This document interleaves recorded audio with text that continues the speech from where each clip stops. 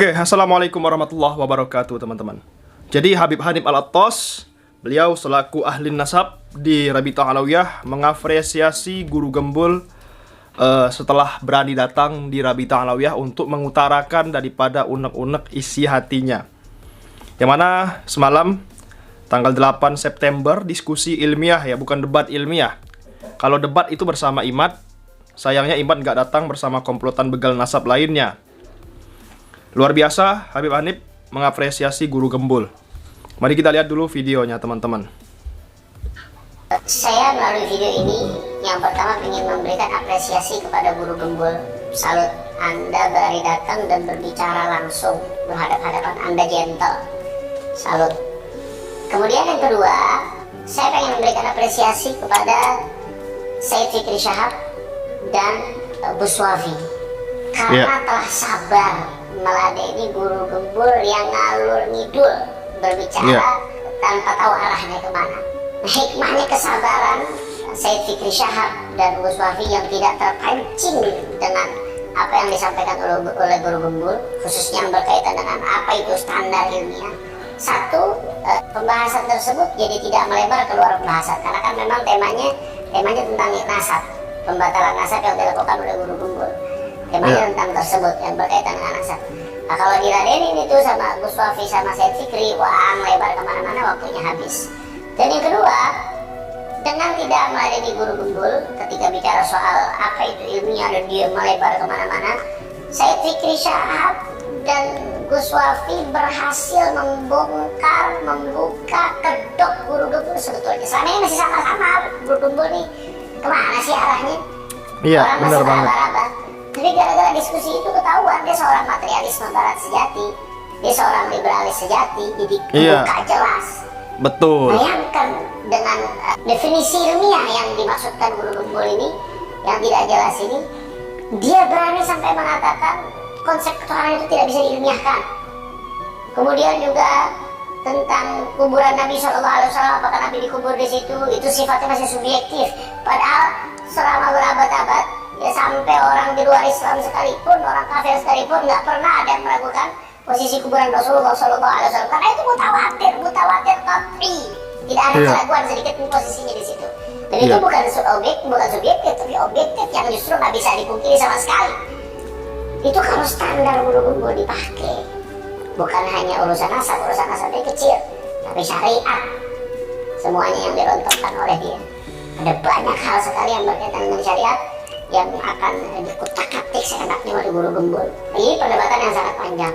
Sudah sangat bagus dengan tidak terpancingnya Gus Wafi dan Habib Fikri Syahab, sehingga jadi terbongkar siapa dia.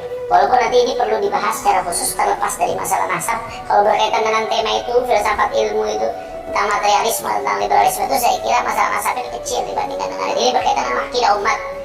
Ini udah dibahas panjang lebar jauh-jauh hari oleh Imam Fiqhul Islam Abi Hamid Muhammad bin Muhammad Al-Ghazali.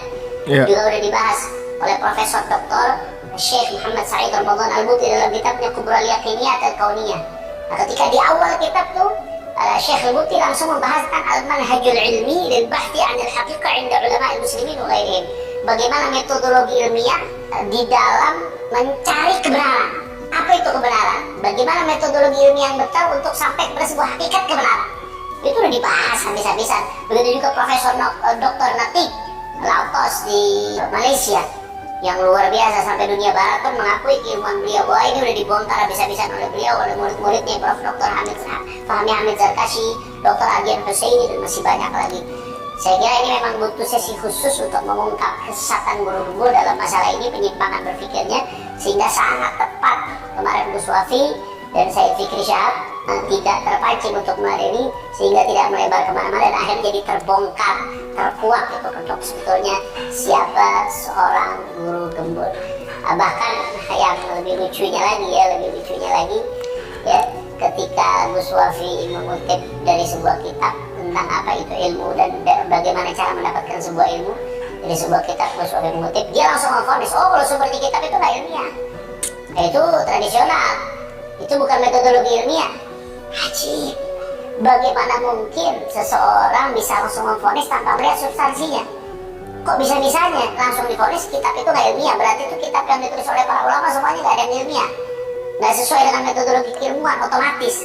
Yang ilmiah mana dari Google, katanya cari dari Google. Padahal Google itu informasinya harus dipilah-pilih, harus dicek dulu kebenarannya. Semuanya ada di Google, versi apapun ada di Google.